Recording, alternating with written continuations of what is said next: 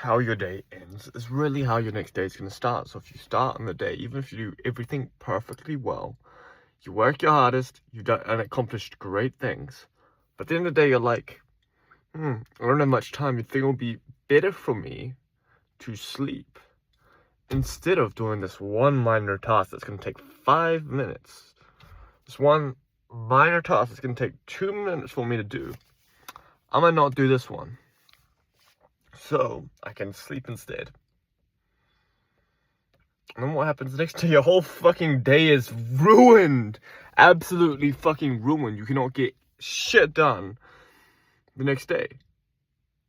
Which is one of the weirdest phenomenon I've come across. And this happens every time I have a tiny little task I do at the end of the day, but I just choose not to do it. Whether that task is push-ups, whether that task is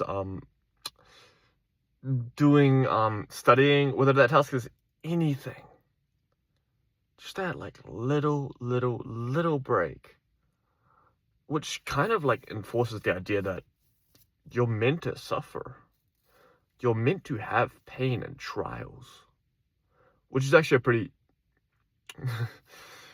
scary thought when you think about it. But it's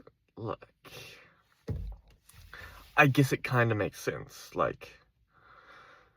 You put it in your day, you repeat your sufferings, you repeat your blessings. So if you suffer the one day, you're gonna suffer the next day and the next day, and then until you end that cycle, basically. But essentially, if you suffer the one today, it's gonna be much easier for you to suffer tomorrow.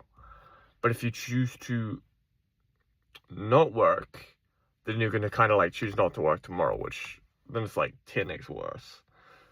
Which is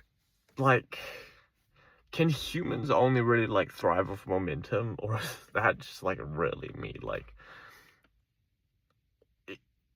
Every time I do anything, I have this thing where it's just if I don't even get the tiny bit of momentum at the end of the day, I screw up the next day. And it's really it's momentum. So when you do it, if you do it 100%, let's say you do 100 push-ups in a day, 100's not gonna be enough. The next day you're gonna try to do 200, then 300, then 400, 500, and eventually you crash, and then you of course you can't hit that goal again for a while. And that's, yeah, it's not really a strategy. If we were to bring this into a sort of strategy thing, it's just to try and keep the momentum up, keep that ball rolling, even if it means sleep. But yeah, there's got to be some way to keep the ball rolling without doing even the minor tasks. Or just thoughts for now. But yeah, till then, keep the ball rolling.